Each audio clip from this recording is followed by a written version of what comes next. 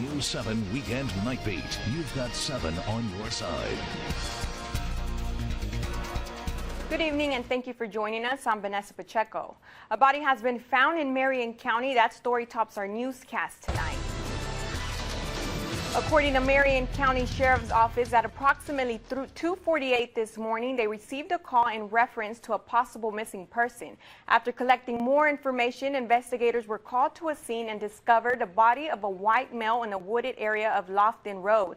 The deceased is identified as 21-year-old Patrick Davis from East Columbia community of Marion County.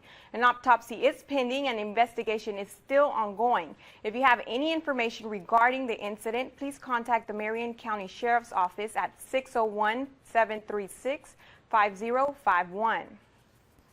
And 3 men are in custody tonight awaiting their first appearances in court in connection with a major heroin bust in Laurel. According to Police Chief Tyrone Stewart, all 3 were allegedly caught in the act of making a drug deal at an unspecified residence in South Laurel late Friday afternoon by Laurel Narcotics Division investigators. Stewart said 2 suspects were arrested at the scene and a 3rd was taken into custody on North 7th Avenue a short time later after leading officers on a high-speed car chase. No one was injured. Stewart said a large amount of heroin and several $1,000s in cash were confiscated and names will not be released until Monday.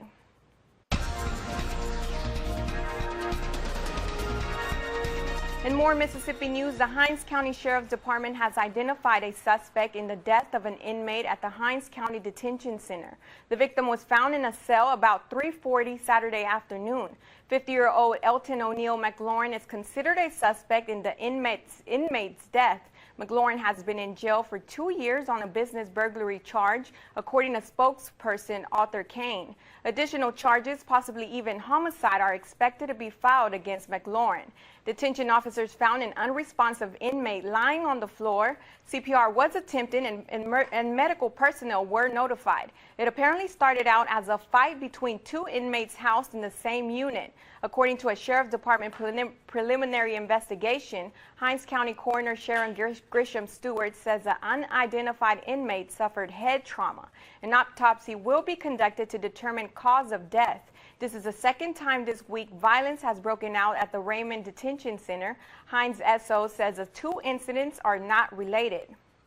New information has emerged concerning a Jackson toddler who died after a suspected tub drowning. Authorities say he almost drowned in a tub last year. 2-year-old Knowledge Carter Duxworth was rushed from the Cedar Crest Apartments complex to the hospital Friday afternoon. Jackson police say the toddler's mom stepped away briefly from the bathtub. When she returned, Knowledge was unresponsive. Hinds County Coroner Sharon Grisham Stewart says Knowledge was taken to the hospital about a year ago for almost drowning in a tub. She's not sure who was watching the toddler at the time. Knowledge autopsy is scheduled for Monday.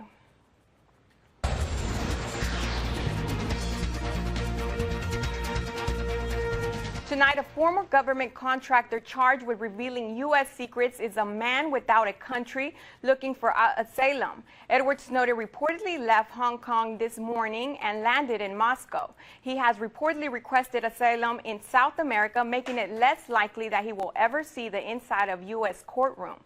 Brian Moore has a story from Washington. Former NSA contractor Edward Snowden's flight from Hong Kong to Moscow is upping the ante and the angst in Washington.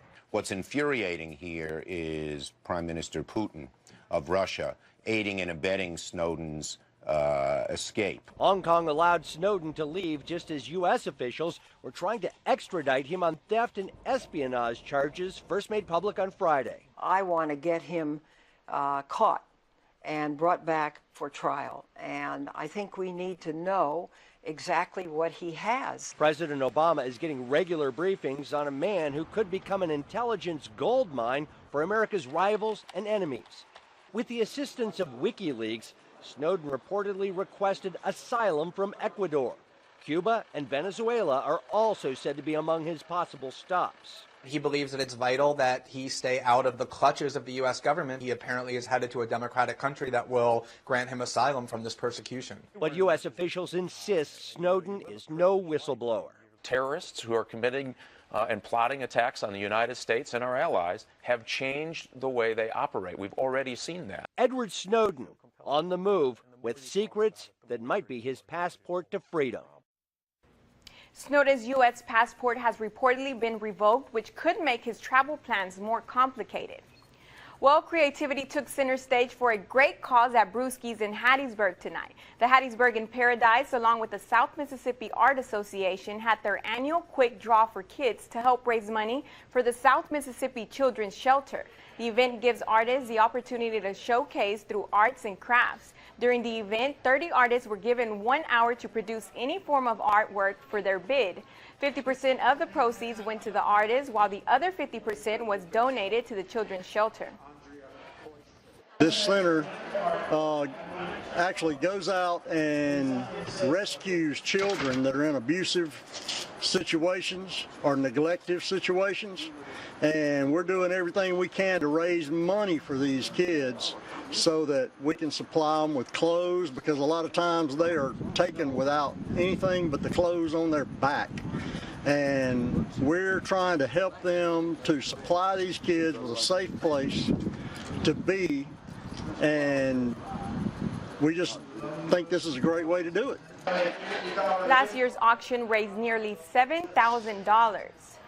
Well, everyone celebrates a birthday every year, but only a few get to celebrate a century of life. Today, family and dozens of friends gathered at New Jerusalem Beach Church to surprise and celebrate Laurel resident Lizzie Mann's 100th birthday. Mann has been a lifelong citizen and business owner in the city of Laurel. She opened her beauty shop over 50 years ago and has been a licensed cosmetologist for over 75 years. And who knew that a few bearded men from Monroe, Louisiana could cause such chaos at the Golden Nugget Hotel and Casino in Biloxi? More than 2,000 fans lined up to meet the stars of A&E's hit reality show, Duck Dynasty. The Golden Nugget knew the reality stars had a following, but weren't quite expecting the massive crowd in Drew. According to hotel staff, the crowd began to form around 9 a.m. this morning, and folks were still lining up around 2 p.m. I think it's cool for the fans to be able to see us in person, and we're all the same people. We're just, right here Southern people, and just getting to shake hands, and it's nice. Willie's brother Jeff also joined him in signing autographs and taking pictures. Still to come, prosecutors charging George Zimmerman are having a hard time proving who's screaming for help in that 911 call. That story next.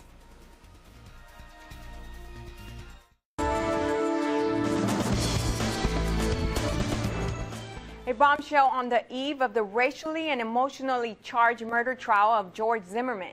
A big win for the defendant even before tomorrow's opening statements. A judge ruling audio experts can't testify about the most dramatic evidence in the case, a 911 recording of Zimmerman's deadly encounter with Trayvon Martin. Gio Benitez has a story. This morning, prosecutors charging George Zimmerman with second-degree murder may have a harder time proving who's screaming for help in that 911 call. Do you think he's yelling help? Did Zimmerman fear for his life and kill Trayvon Martin in self-defense, or was that Martin's voice? The prosecution's voice experts say it's the 17-year-old, but Zimmerman's defense team has challenged their science. Now, so is the judge, writing in a ruling, there is no evidence to establish that their scientific techniques have been tested and found reliable. The fact that the prosecution cannot present their voice recognition experts in this trial is a victory for the defense, because the judge is now allowing those jurors to listen to the tape and decide for themselves who they believe the individual screaming out for help is. Even though the two sides have battled it out in court. It is not unusual for scientists to have very different views. I'm sorry, I don't follow the difference. The tale of the tape has been a complicated one to tell. The pivotal issue in this case is who the aggressor was on that fateful night. And that 911 tape tells the story. Analyzing the tape is no easy feat, and some suggest even impossible. A voice analyst ABC News brought the recording to said he couldn't be sure whose voice is on that tape because the recording isn't clear enough. There are standards for voice identification that this case doesn't match. Coming up in weather, we tracked a few storms today in the Pine Belt. May see a repeat of that for the start of your work week. We'll talk about that right after your break.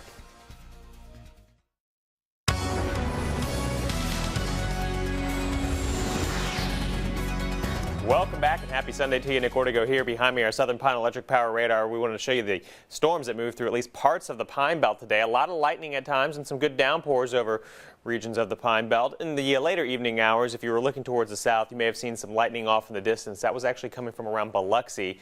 Around 9, 10 o'clock, it started to die out, and we don't really have any lightning associated with it, and that's about the only trace of rain we have over South Mississippi. This is a radar estimate of how much rainfall we saw or where we saw rainfall over parts of the Pine Belt, at least where it accumulated. And you'll notice down in the corner of Lamar County there, the estimate is close to 2 inches. Seems believable. Once again, this is an estimate from the radar, but when you're just looking at the reflectivity and where the rain was passing, that seems to be about right on target. The almanac today, 91 degrees for the high temp on the low side, 70. The rain gauge empty over at the Hattiesburg Airport. So these were scattered showers. While we saw almost 2 inches in some locations, you had 0 in the rain gauge in some others. Alpha Insurance Sky Camera this evening's at Forest General Hospital, where we're reading 76. 71 is the current dew point. So pretty humid evening over at the Hattiesburg Airport. Humidity's at 90% right now. Temperatures at 75 degrees, and there's no wind. So a sticky night for the Pine Belt. 76 in Richton, 75 in Collins, 75 in Laurel right now, and 76 over in Waynesboro. Futurecast for precipitation shows a repeat of scattered activity with the rain for your Monday, probably popping up most likely in that 1 to 2 o'clock hour, but could see it as early as about 11 o'clock, I think, in the morning. And then we should see those showers and storms fizzle out in the later evening hours, and may even do it all over again the following day, Tuesday. In the afternoon hours, we'll have a chance of rain. Here's how it plays out in the forecast, though. Tonight, 71 degrees for the overnight low under partly cloudy skies, a mild night. Tomorrow around 8 a.m., temperature will be in the 70s, mid-70s. By 11 o'clock, we're up to the mid-80s. And then 1 and 4 o'clock in the afternoon, we keep on climbing into the low 90s.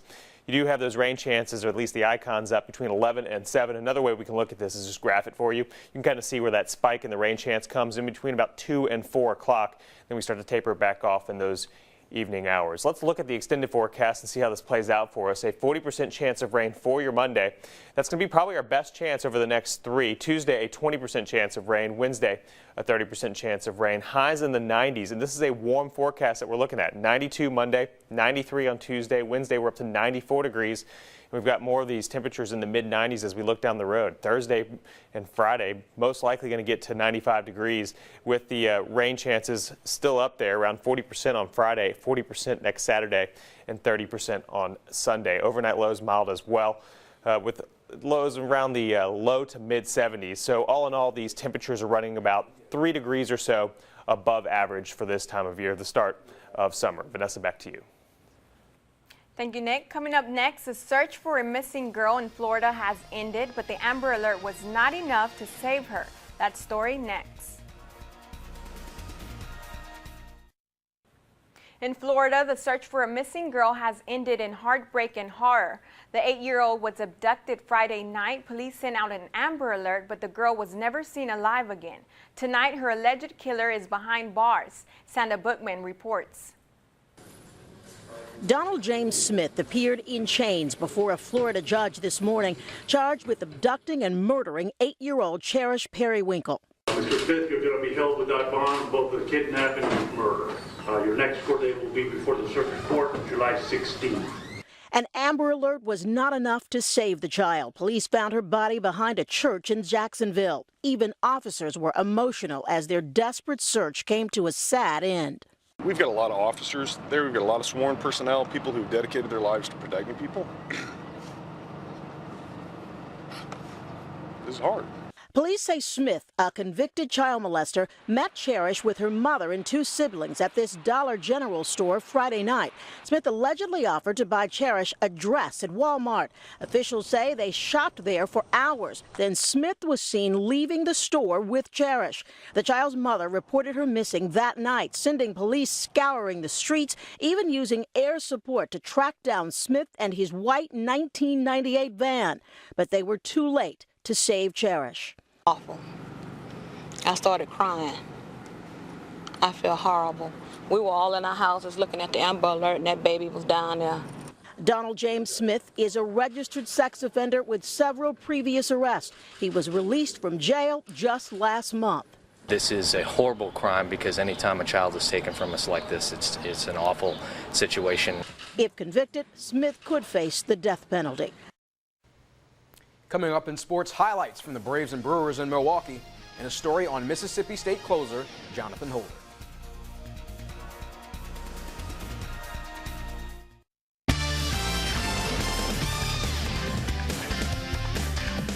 The Mississippi State Bulldogs run in Omaha has been nothing short of amazing, and the team can't imagine anything else except closing it out with a title in hand.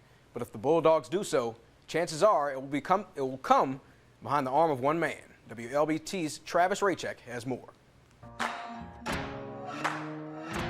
You can run on for a long time, run on for a long time, run on for a long time. Sooner or later, gotta cut you down. To do what Jonathan Holder has done this year as a closer, you got to be wired just a little bit different. When he walks out of this bullpen, he definitely has a unique mindset. It's kind of weird. I get this adrenaline rush. It's just like when I get out there, though, it's just like it flattens out and you're in a zone and you can't hear anybody, you can't see anybody. But I go through phases where I get real excited and then I'm kind of zoned in at the end, you know, I get kind of excited too. A mid-90s fastball paired with a fall-off-the-table curve and that attitude, Holder is the ideal closer creation. His whole identity is wired for what he does. And he's such a specialist and wants the ball so much and is so competitive. He does his whole routine and he just visualizes like everything that could happen and all that stuff. And once his name is finally called and, you know, he's got the Johnny Cash walkout song. Yeah, he's a different kind of guy than the rest of our staff. But that's what makes him so great. Holder takes competitiveness to a different level. Early in the season, when the coaches asked him to warm up, but then they didn't bring him in the game, hole number 14 would get a little feisty. Yeah, well, I'm scared of him, to be honest. His mind would get so ready to come into a ball game that we finally just kind of butted heads. Coach, if you make me wait 2 or 3 more hitters, it's driving me crazy. So we started doing a light switch. Imaginary light switch. So we get our arm and our body and everything, our stuff set and ready, but I don't have him turn his light switch on mentally till I call down and tell him. Jonathan has been called upon 3 times here in Omaha, notching 3 saves. The record at the College World Series is 4, set by Houston Street back in 2002. If the Bulldogs were to go on to win a national title, Holder could break that. In Omaha, Travis Raycheck, WLBT Sports. Thanks, Travis. Back into the Pine Belt. Patrick Dixon, formerly of Mississippi Gulf Coast Community College, signed a golf scholarship with the JC Bobcats Friday to play out the 1 year he has left of his college eligibility. Dixon is a graduate of Mize High School and joins fellow Mize alum Zach Toney on the team. Now over to the MLB, Braves and Brewers in Milwaukee. Braves breaking out the bats in a big way. Brian McCann here in the top of the first with the bases loaded. Grand slam. Now, in the top of the second, Chris Johnson getting in on the home run party. Alfredo Figueroa, the pitcher here for the Brewers, getting roughed up. And here again in the top of the fourth, Jordan Schaefer muscles up on this one. Second deck power for him. Braves up 6-0. Bottom of the 6 now. Braves up 6-4. But Schaefer flashing the glove. Jeff Bianchi of the Brewers loops the fly ball to left. But Schaefer running in makes a nice tumbling catch. Braves win 7-4. Atlanta snaps an 8-game losing streak at Milwaukee. Now over to NASCAR for the Save Mart 350 rolling today at Sonoma Raceway. On lap 62, Danica Patrick suffers a blowout, hits the wall, slides into the barricades, heading to the pit road to get her car fixed. She would finish 29th. Now on lap 71, Victor Gonzalez, after the 5th caution of the day, starts another caution here, runs into the congestion, hits the wall, ends his day, but he would finish 37th. Now 25 laps to go, racers get another green flag. Martin Truex Jr.